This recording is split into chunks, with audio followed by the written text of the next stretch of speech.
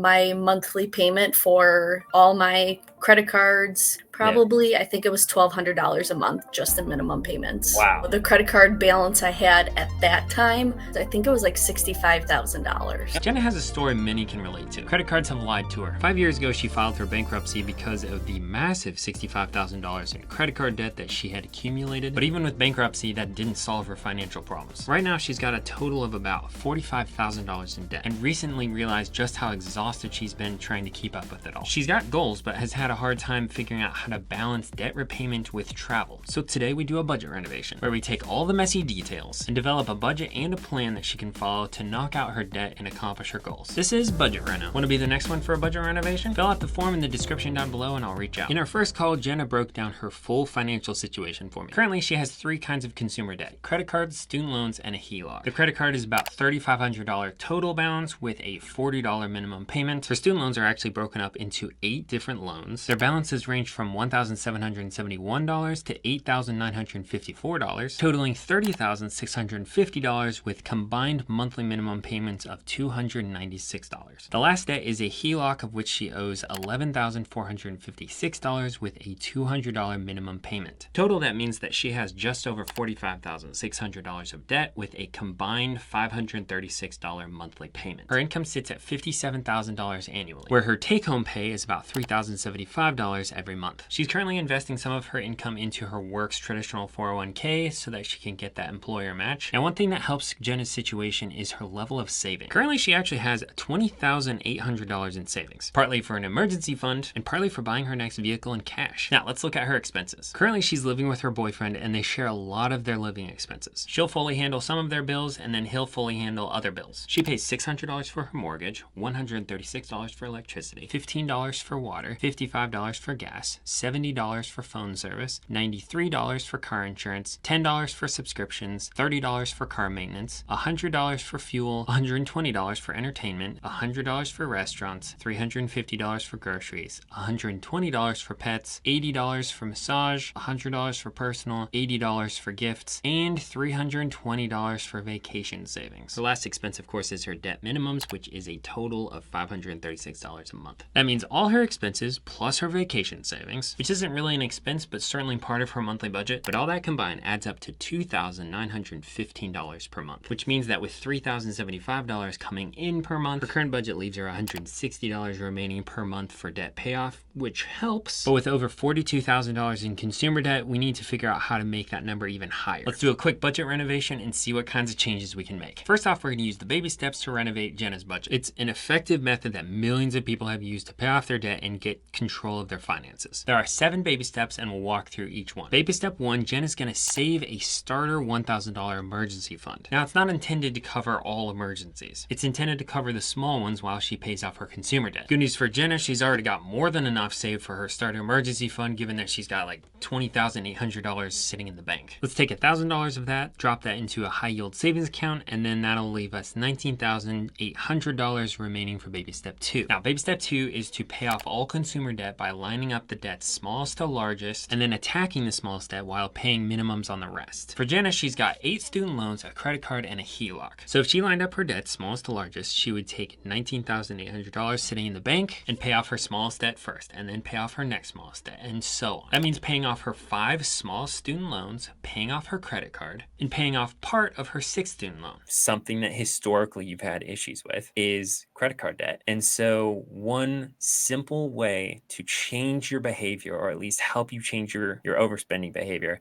is by just getting rid of the credit cards. And so I know that you had 1 credit card left, but what you had mentioned in our last call was that you had maybe 7 credit cards total. Mm-hmm. So let me ask you a question. What is keeping you from cutting up the credit cards? And it's funny because during FPU, I was like, I'm going to do it right now. I'm going to do it right now. And then I didn't. And then when I met with you the first time, I was like, what if I just do it now?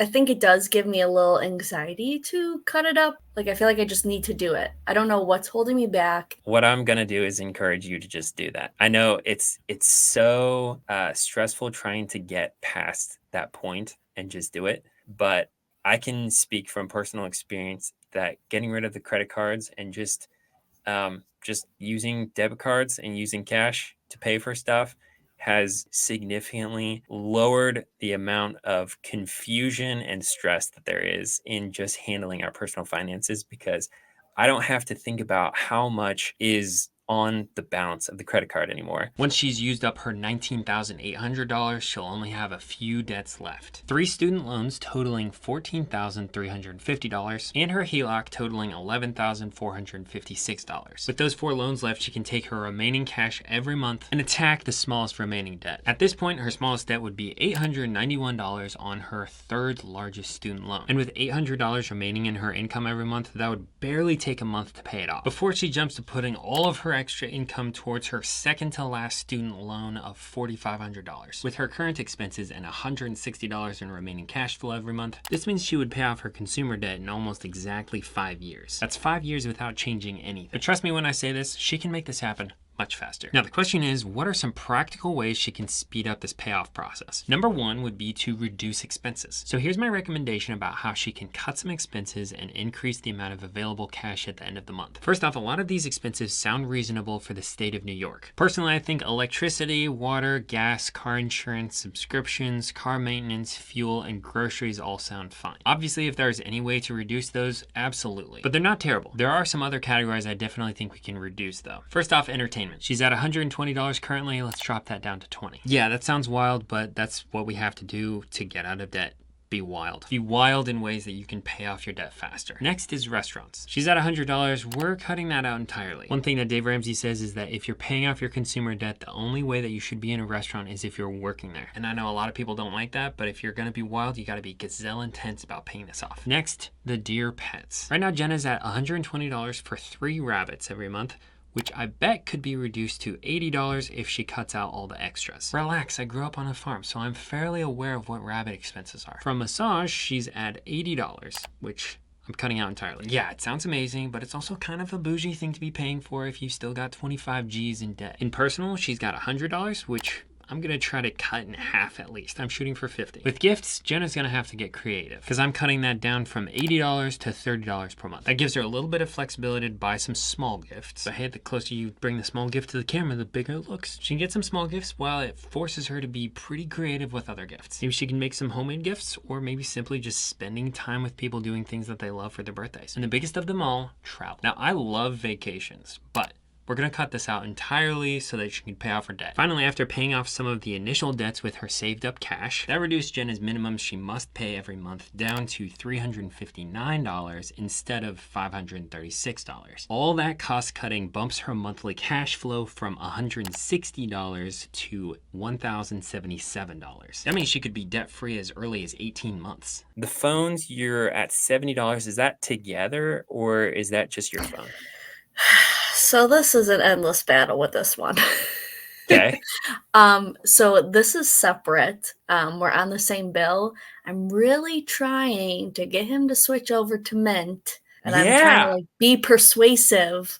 I almost thought I had it, but we literally just switched to Mint, and I'm a huge fan. Now, one way Jenna could cut some costs is with her phone plan. Right now, she's spending $70 a month on her service. What if she could cut that without sacrificing her coverage? Enter Mint, who partnered with me on this budget renovation. They offer premium wireless for $15 a month. Jenna could get high-speed data and unlimited talk and text on the nation's largest 5G network, and even just transfer her own phone over without any issues. My wife and I looked at her expenses earlier this year to see where we could save some money, and the phone service was for sure one of those things we could save on. My family's been using Mint for years and has loved it, so we decided to give it a shot, and I've genuinely been impressed. No issues with connection. And I've got a 45-minute drive to work where I'm streaming audiobooks and podcasts. I just did an internet speed test with my Mint coverage through Google, and it says that my connection's fast. And it was so easy to switch over to Mint. Most phones nowadays can do digital eSIM, which means that you don't even have to wait to switch. You can literally switch service to Mint at home within 15 minutes. And if your phone doesn't have that capability, no worries, because Mint can send you a physical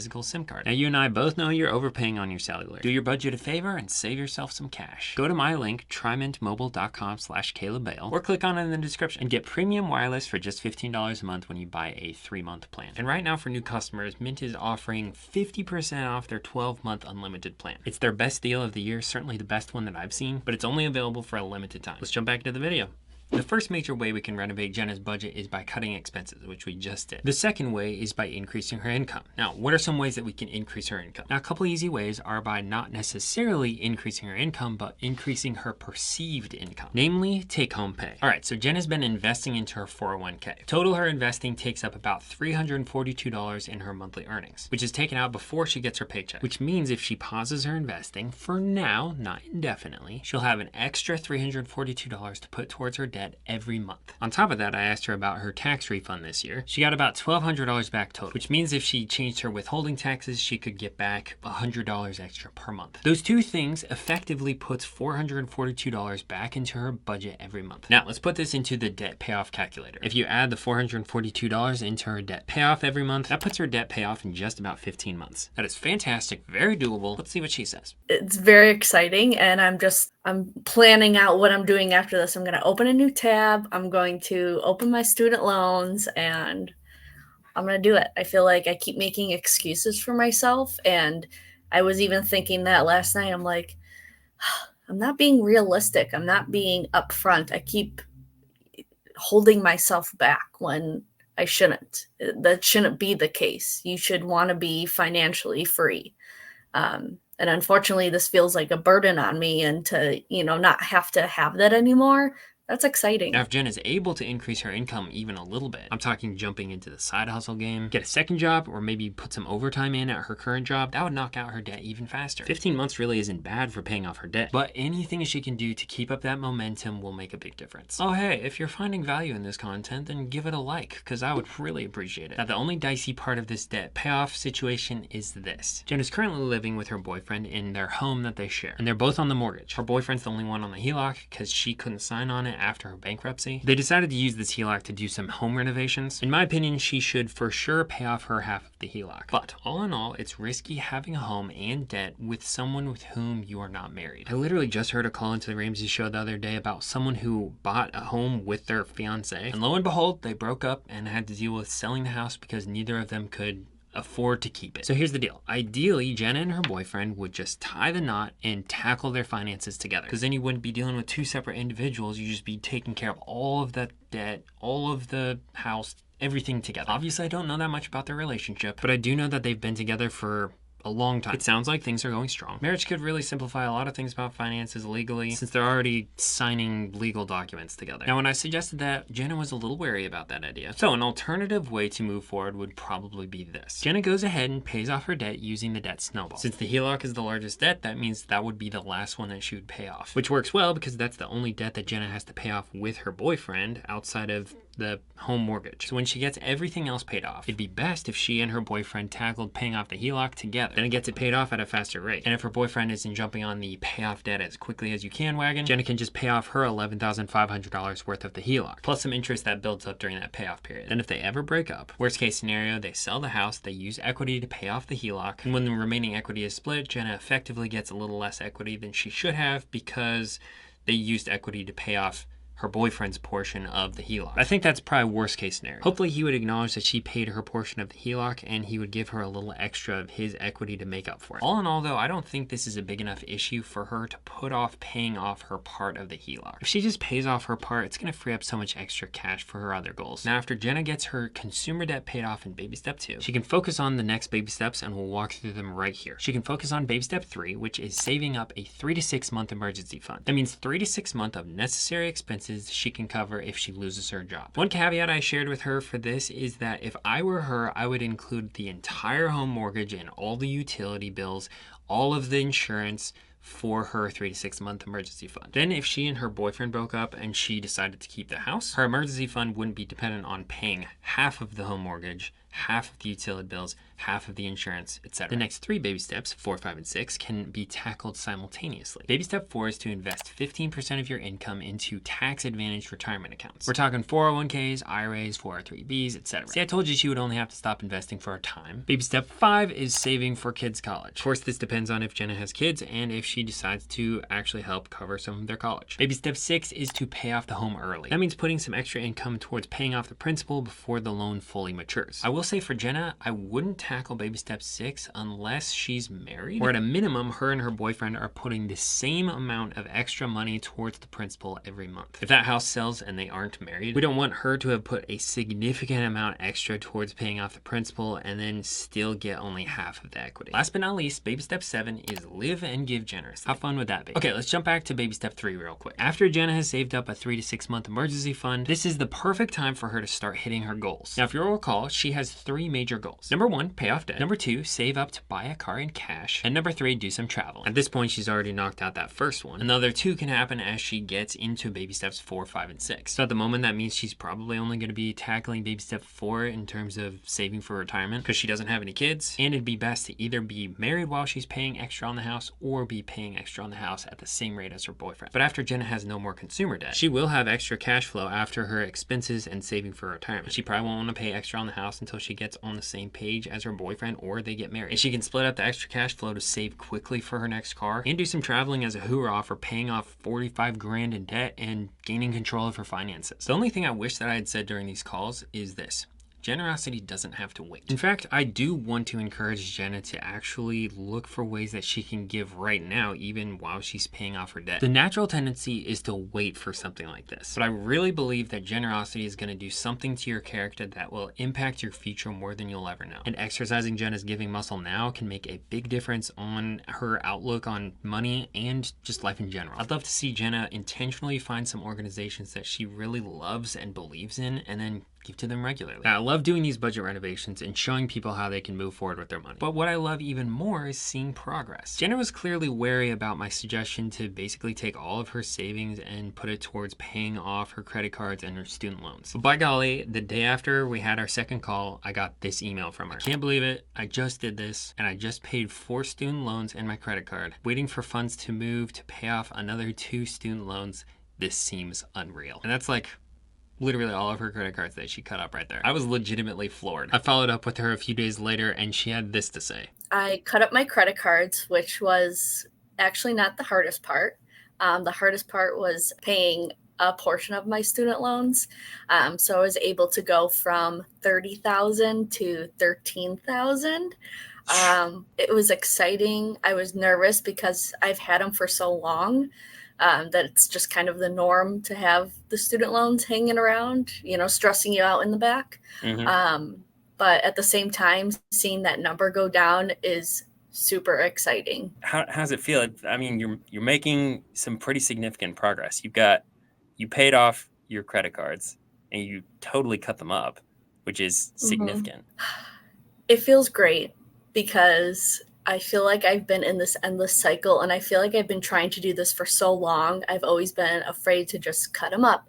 I've always been afraid to even pay off my student loans because what if an emergency happens? But in the long run, I feel like if I were to lose my job and not have that student loan payment, that's pretty exciting. Yeah, even having fewer loans, now you don't have the credit card, any of the credit card balance, and you don't have over half of your student loans. If something comes up emergency wise, that gives you even more flexibility to just cash flow, because now you have lower minimums that you have to hit with the rest of your debt. Definitely. And I know some people, they wonder if they should do the snowball or the avalanche method. I'm always like, oh, let's do the avalanche method. But now doing the snowball, seeing every single loan just go away is super exciting. But one of my loans is $8,000 and I'm like dreading that loan because it's so much money that I just know it's going to take a little bit to pay that off. Yeah. Dave always gets those calls. Oh, why can't I do the avalanche method? And that's the whole reason why you want to build that momentum. You want to get excited about paying them off. What's next on your list in terms of expenses to change or, debts to pay off? That phone bill. Yeah. That phone bill, well, I will talk to the phone company to see if I can get that lowered. If not, I just really need to switch to Mint because the fact that I feel I'm already paying a lot for it and now it's even going up more, I just feel it's not worth it. And then I know the things that I can control, like groceries, I try to just use what I have in the pantry or the fridge and then, go based off of that. Then I'll go ahead and do my grocery list. So I know I can control that. So the things that I can control, that's realistically what I'm going to be focusing on. And then, just paying off the student loans. Is there anything else that you'd like to say directly to any viewers? Just do it. It's going to be weighing over your head for years and years and years. And, at the end of the day, you still want to live your life. So if you don't just, pay things off, it's just going to be a burden and stressful for you. So just do it. There's nothing to it.